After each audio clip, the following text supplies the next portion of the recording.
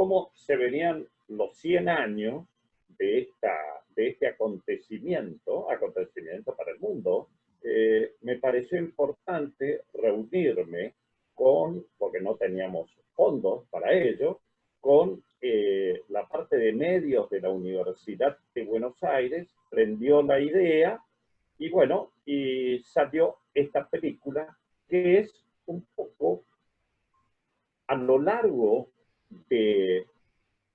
del tiempo, cómo se llegó a tener una transfusión de sangre segura.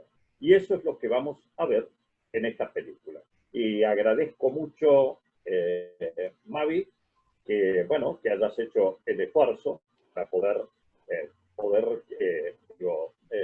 con toda la logística, para que podamos disfrutar esta película, que hace un repaso por la historia. Bien. Bueno, muchas gracias. A compartir.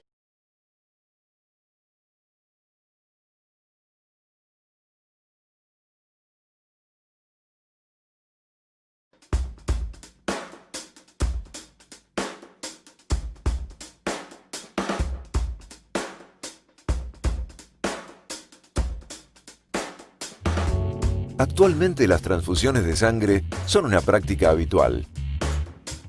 Es un procedimiento común y seguro que se realiza a través de una vía intravenosa y toma de 1 a 4 horas.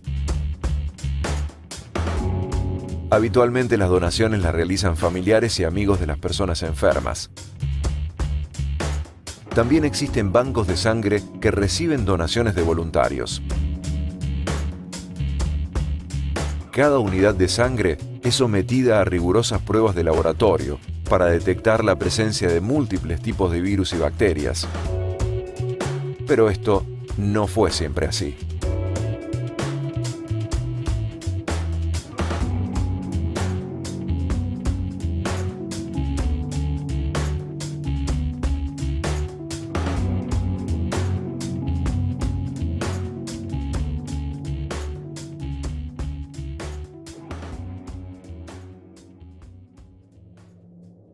La sangre ha ocupado un lugar primordial en la mentalidad de los pueblos primitivos.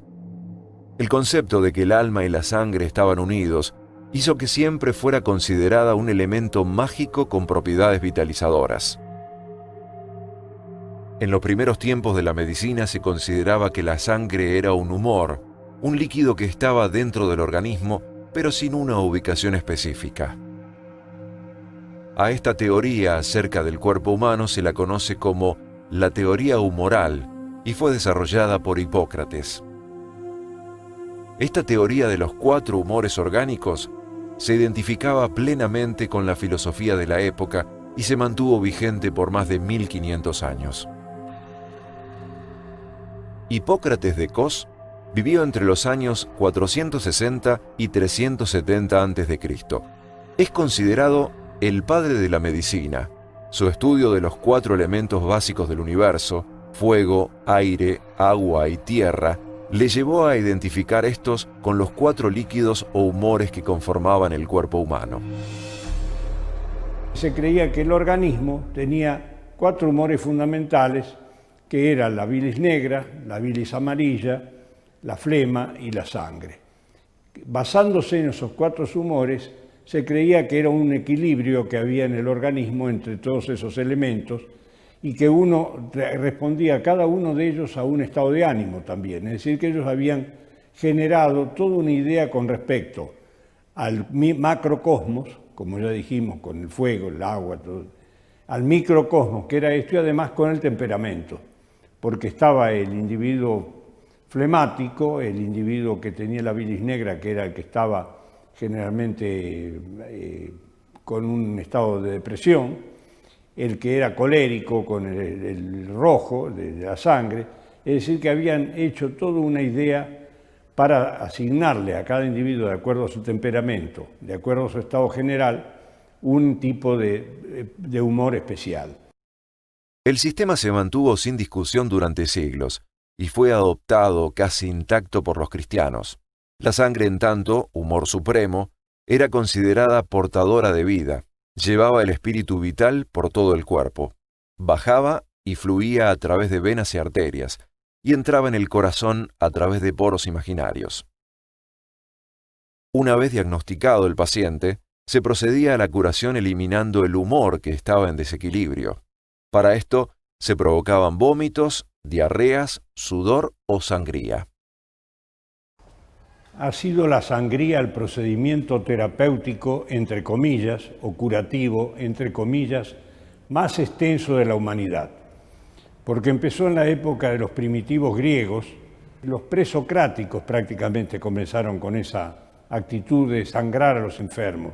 Ellos sabían perfectamente bien que si cortaban una vena, la sangre salía como si goteara. Si cortaban una arteria, la sangre salía con mucha más fuerza.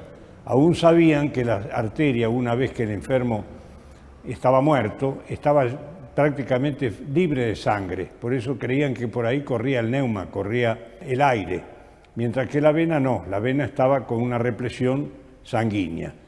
¿Y por qué digo que duró tanto tiempo? Porque toda la Edad Media la sangría, junto con la teriaca o triaca, que era un conjunto de medicamentos insólitos que la gente tomaba, fue un elemento terapéutico importantísimo. Tenemos el caso, por ejemplo, del Papa Inocencio VIII, que se cree que había recibido sangre, así como se le habían sacado y había recibido sangre de chicos y habían muerto tanto el Papa como los 3 chicos. Es dudoso eso, porque en realidad los elementos para hacer el paso de sangre es muy probable que no se tuvieran en esa época. Lo cierto es que la sangría era tan importante que en Brujas, en Bélgica, hubo un pozo de sangría, un lugar donde la gente tenía que ir a tirar la sangre para que no la tiraran en distintos lugares. Y en ese lugar, ese pozo que está todavía en la actualidad, la gente que se sangraba iba a tirar la sangre en ese lugar. En el Renacimiento, las sangrías fueron utilizadas sin discriminación, sobre todo en las enfermedades infecciosas, y de ahí en adelante se mantuvo el criterio de sangrar en forma copiosa cerca del sitio de la enfermedad. La actividad sangradora de los médicos franceses en la primera mitad del siglo XIX llegó a extremos poco creíbles. Tuvieron que ser importadas a Francia 41 millones de sanguijuelas, mientras que 10 años antes bastaban 2 o 3 millones para satisfacer todas las demandas. Y a nuestros días llegó de otra forma, se sacaba con jeringa, se sacaba con escarificadores, que eran elementos que cortaban la piel y sobre ella se colocaba una ventosa que chupaba la sangre. Recién en 1616, William Harvey descubrió la circulación sanguínea. Así puso fin a las oscuras interpretaciones galénicas y originó una nueva corriente basada en hechos demostrados científicamente. No se sabía en realidad que la sangre tenía 2 circuitos, uno grande y uno chico, y que iba del pulmón, después iba al corazón y al resto, una vez que se oxigenaba, al resto del organismo. Él la describe exactamente en su libro, que está publicado en 1600 y pico, en latín. 100 años después se escribe el libro en inglés, lo que lo hace accesible al resto del pueblo. La gente puede leer en inglés lo que es la circulación de la sangre. Para ir desmistificando todas estas cuestiones de la sangría y conocer que realmente la sangre está cumpliendo una función importantísima, es un tejido líquido que nos está dando la vida, no la tenemos que sacar porque fuera una cosa mala, sino que al contrario, hay que cuidarla porque es lo que nos mantiene la vida y la oxigenación, especialmente del órgano más importante que es el cerebro.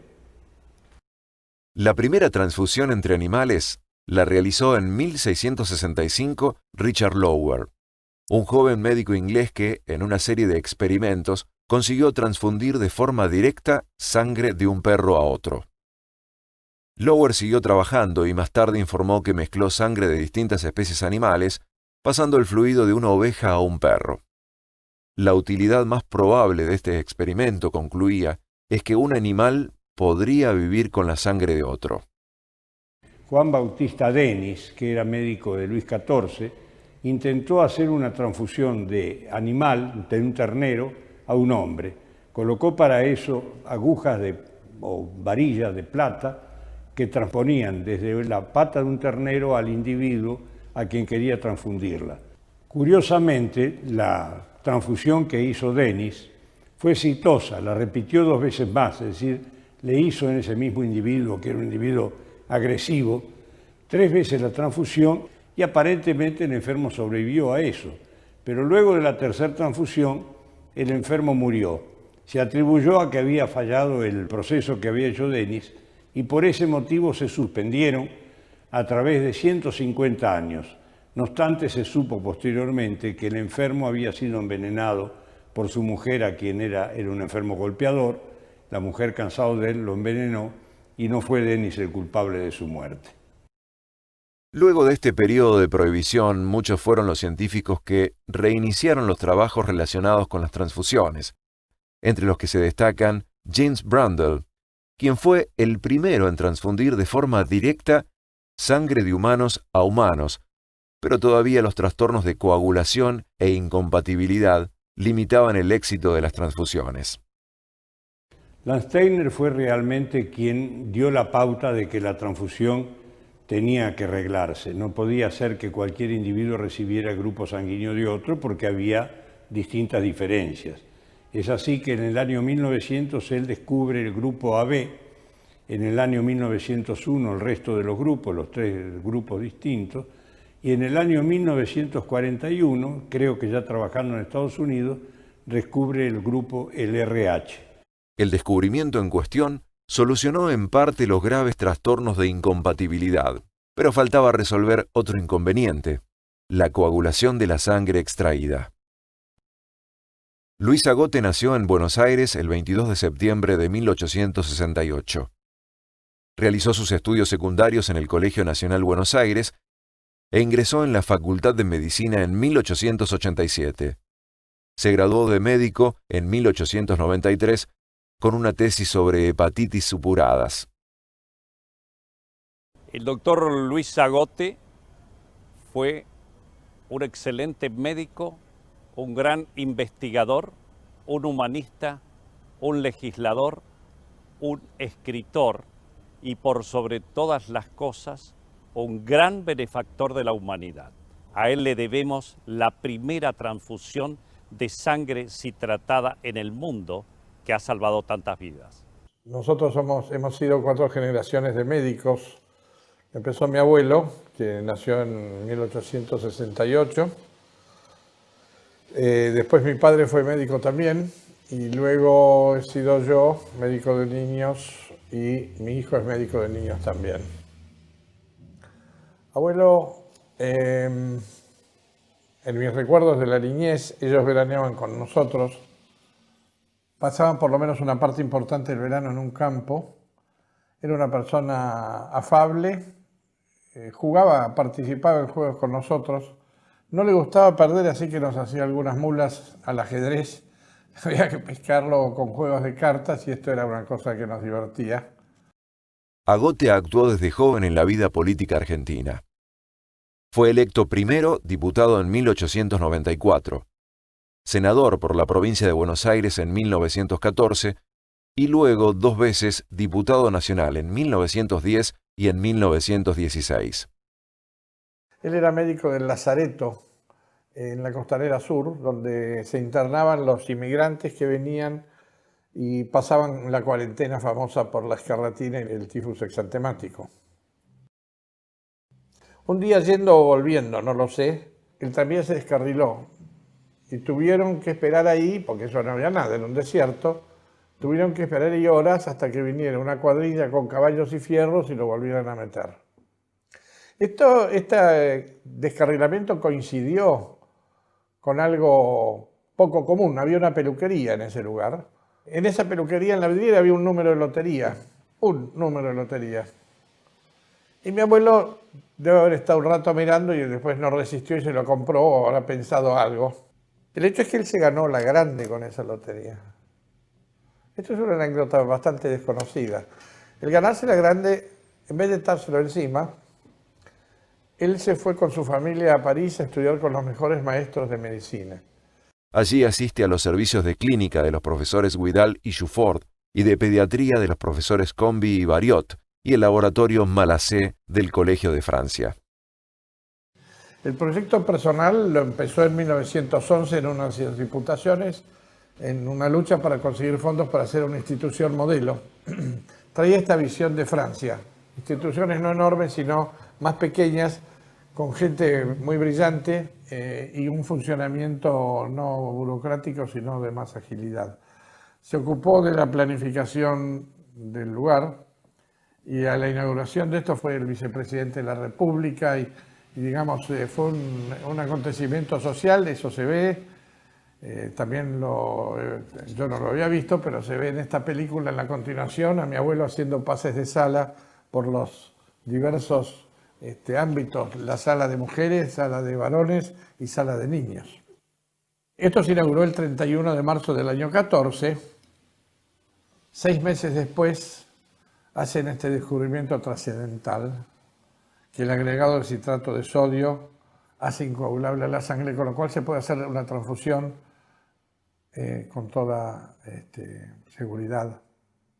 El Instituto Modelo de Clínica Médica, aquí en el Hospital Rawson, fue creado a través de una ley, la Ley 8206, que tuvo como protagonista al doctor Luis Agote, quien era legislador nacional.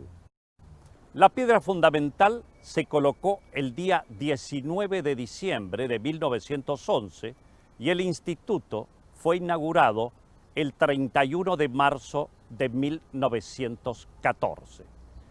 Constaba de 4 salas de internación, 2 de hombres, 1 de mujer y 1 de niños.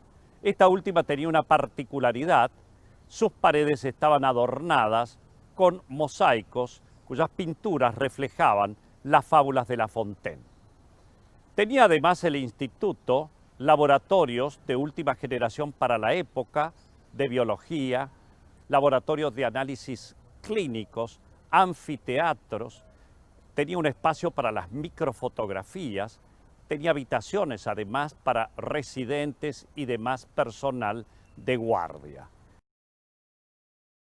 Allí, el 9 de noviembre de 1914, en la sala Fernández, en la cama 14, el profesor Luis Agote realizó la primera transfusión de sangre citratada.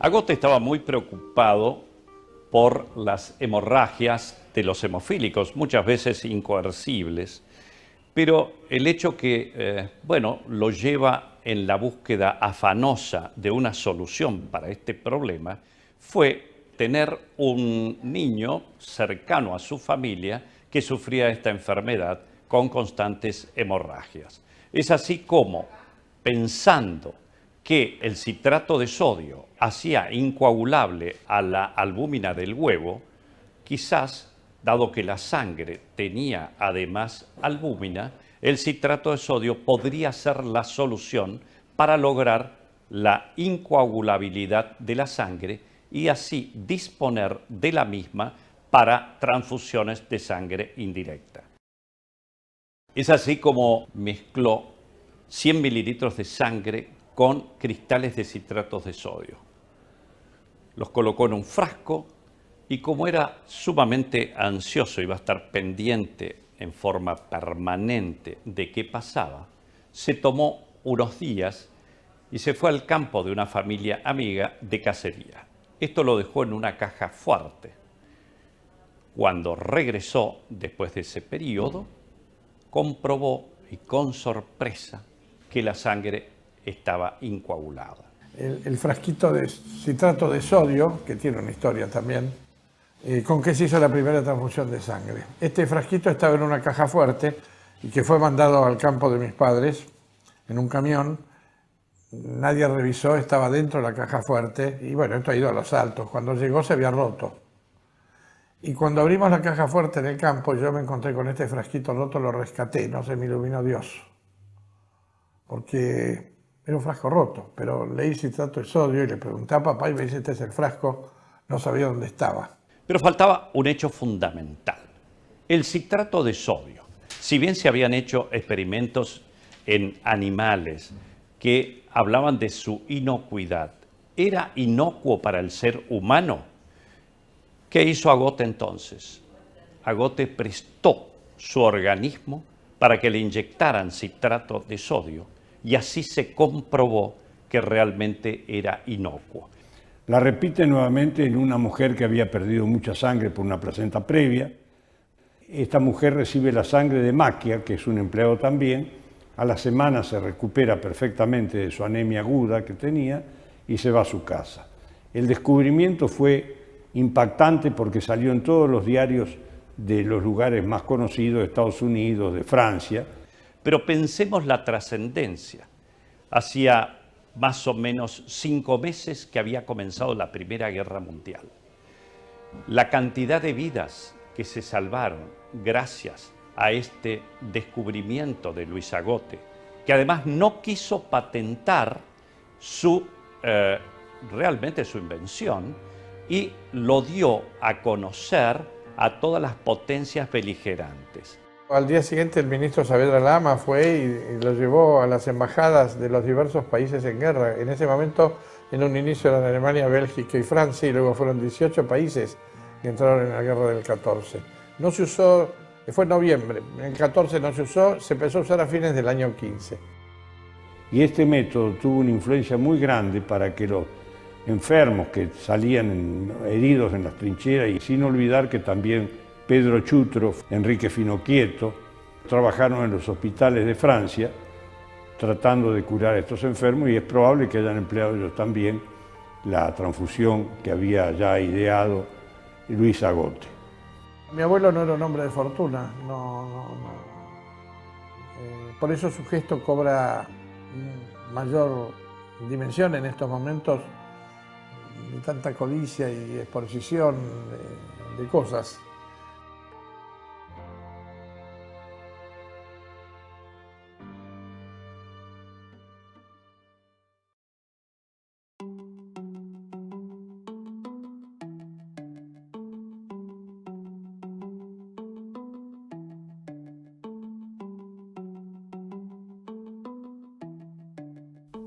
A fines de la década de 1930 e inicios de 1940, la investigación del médico estadounidense Charles Drew llevó al descubrimiento de que la sangre podía ser separada en plasma sanguíneo y células rojas, y de que el plasma podía ser congelado separadamente.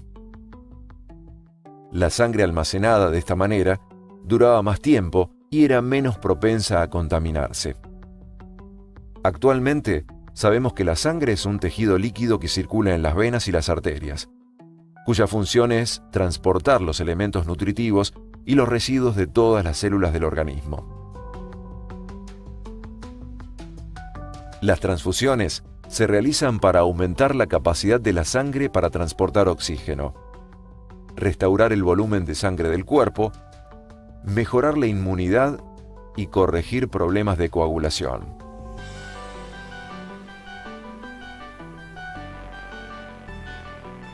Dependiendo del motivo de la transfusión, se puede requerir sangre completa o solo un componente sanguíneo, como glóbulos rojos, plaquetas, factores de la coagulación, plasma fresco congelado o glóbulos blancos.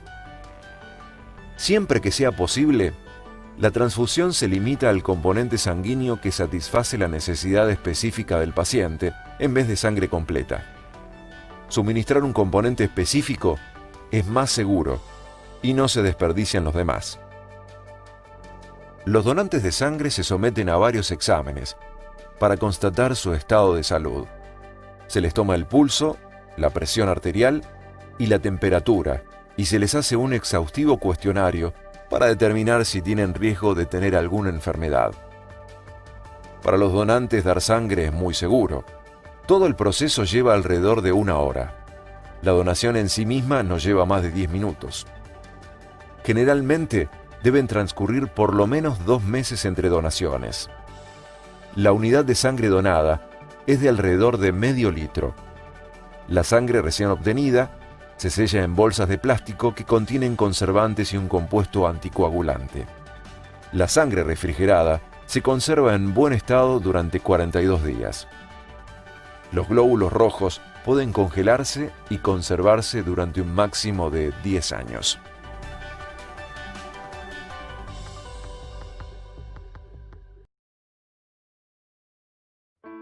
El método de agote de la sangre citratada, hoy visto sencillo y utilizado prácticamente a la misma concentración que hace 100 años, ha permitido el uso de la sangre como vehículo para salvar vidas. Es por ello que hoy día sería muy difícil calcular las millones de vidas que ha salvado. Sin lugar a dudas, Luis Agote es un gran benefactor de la humanidad.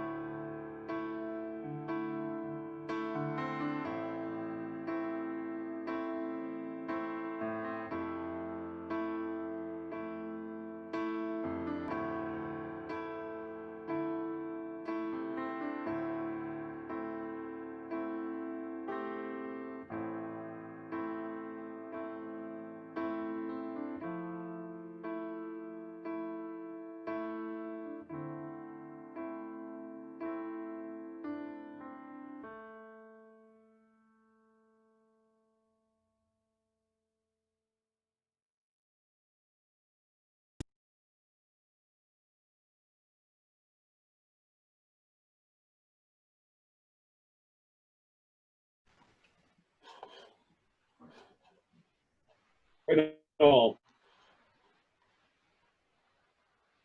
Mavi, realmente muy bien, pero claro, al tratar de transmitir esto a través de estos medios que estamos utilizando, incluso hasta rudimentarios, se pierde un poco en el sentido de, bueno, el sonido se altera, ¿no? Pero esta fue un homenaje que le queríamos hacer a un grande, Luis Agote, además de la cantidad de charlas que hemos dado y que pueden encontrar en YouTube que están subidos. Pero nos parecía que era fundamental para la población en general comprender cuáles habían sido las dificultades y cómo fue haciendo esto en este recorrido histórico. No sé si alguien quiere comentar algo, si quieren hacer alguna pregunta, con muchísimo gusto, o que digan qué les pareció. ¿Alguien quiere preguntar algo? Bueno, escúchenme. Todo el material, estos son filmaciones, fíjense, las películas, todo, lo recuperé hace muchos años, Instituto Modelo, dice acá, ¿sí? Lo tengo conmigo, por supuesto, es el material que se ha empleado allí, ¿no? De las distintas casas que se usaron, ¿no es cierto? Este, por ejemplo, es una fiesta de Navidad para los niños, ahí en el Instituto Modelo. Piensen lo que fue. Yo los otros días hablaba de los médicos políticos y todos pensaron en grande, absolutamente todos en grande. ¿Mm? Ahí les está poniendo Mavi, que pueden encontrar la película en YouTube bajo el mismo nombre, Lazos de Sangre, pero Universidad de Buenos Aires, porque hay otras, incluso hay una obra de García Lorca, que también, pero la pueden encontrar y está justamente como para verla, y que esto sea la iniciación o el estímulo para recurrir y verla sin estas pequeñas interrupciones, ¿no? Entonces nos pareció que todos, digo, que lo teníamos que dar a conocer, y lo que teníamos que dar a conocer también lo de los políticos, los médicos políticos. Agote fue un médico y un político, pero eran todos investigadores, profesionales de fuste, de primerísimo nivel. Y entonces él había conocido, como ustedes vieron, la medicina grande, la que se hacía en Francia, y se había ganado la grande, y eso lo invirtió en su formación. Bien, y allí se encontró con otro grande, que era Posadas, que estaba falleciendo Posadas, lamentablemente, tenía 31 años Posadas.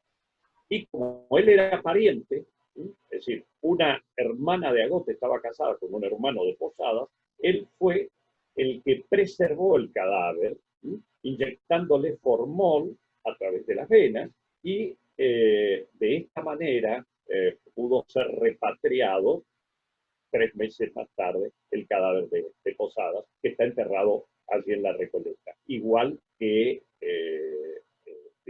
Agote, que vivió 84 años y está enterrado también allí en la 86 años. También está en la Recoleta. Bien, estos fueron los grandes. Estos fueron los que marcaron. El Instituto Modelo se pone la piedra fundamental fin de diciembre de 1911, el 31 de marzo de 1914, edificio de 4 pisos, etc., que es el que yo estoy mostrando cuando estoy allí en el pasto, por así decir, que ni está cuidado el pasto, está abandonado ese instituto, abandonado directamente en medio del hospital Rawson. Entonces yo quise ir a filmar también eso, esa grandeza y esa lamentablemente decadencia. Tenemos que, empezar una senda entre todos, ¿no? Porque esto lo hicieron los grandes. Si alguien quiere agregar algo. Hola Roberto, quería, bueno, felicitarte por toda la investigación de los archivos históricos, y realmente muy meritorio de tu parte, y quería preguntar si es que se sabe que en esa época esta gente, estos brillantes médicos y políticos que han sido todos ellos, si han tenido el apoyo realmente en la época de las autoridades nacionales o provinciales en esa época para hacer todo lo que han hecho, o lo han hecho por esfuerzo propio, porque él sacó la lotería y se va, se forma, y el instituto ese, un instituto que tuvo el apoyo de su gobierno en ese momento, ¿o fue más? Sí, el instituto sí. Sí tuvo el apoyo del instituto, de hecho, es una ley, la ley 8206. Yo tengo allí, acá en la entrada de la cátedra, bueno, en la entrada de mi despacho, he ido a buscar todas las actas, tengo todo, tengo un mini museo allí. Sí, se dona esa ley tanto dinero, claro que sí, que tuvieron en ese sentido para esas grandes cosas, sí. Por supuesto que había un tire y afloje entre conservadores, entre socialistas. Recuerden lo que pasó hasta con la medalla de oro, ¿no?, de Dickmann, ¿no? Bueno, eran esas cosas, pero se pensaba en grande, realmente, se pensaba en grande. Arce logra todos los edificios que conforman el barrio Clínicas, Facultad de Medicina, este hospital, Facultad de Odontología, Facultad de Farmacia y Bioquímica, con una ley, la 11.633, que justamente se destina del presupuesto nacional. Ahora, qué buena pregunta. Mira vos lo que pasó. ¿Cómo se? Porque una cosa es hacerlo y otra cosa mantenerlo. Claro. Entonces, estos lo pensaron muy bien. Dijeron, con una alícuota de loterías y casinos se van a mantener. Por supuesto que años posteriores, perdón la expresión, iba a ser una expresión corte de manga, pero no la voy a hacer, le dijeron, ¿qué? Lotería y casino. Chao. Como se fueron las jubilaciones, ¿no es cierto? Las cajas de jubilaciones, por supuesto. Claro. Muy atinada tu pregunta. Gracias. Te digo, el instituto era lo más adelantado. Solo 2 en Estados Unidos podían competir. Tenía hasta teléfonos, digo, estamos hablando de 1914, distribuidos por todo el edificio. Qué maravilla.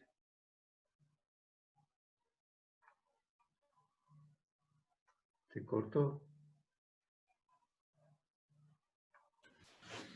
Parece que se nos cortó la transmisión con el doctor Guillermoli. Él está sí. en el... Miren, si se fijaron, el boleto de lotería terminaba en 11 y la cátedra que representa a Goethe está en el piso 11. Así que un destino parece ser. Bueno, sí. Parece que el doctor se quedó sin transmisión, así que los voy a despedir yo, que faltan unos segundos nada más. Muchas gracias por estar todos acá presentes. La próxima vamos a tener un ciclo con el doctor Escarlato. Vamos a también tener en el mes de noviembre un encuentro con Felipe Piña nuevamente, el doctor Franco que nos va a hablar de las pinturas y su relación con la parte médica, y una sorpresa el 26 de noviembre. Así que los espero, los sigo encontrando en este lugar. Cariños a todos, que tengan buena semana. Recuerden que la película la pueden ver en YouTube, igual vamos a subir esta charla al canal de la Cuarta Cátedra. Cariños a todos. Muchas gracias. Hasta luego.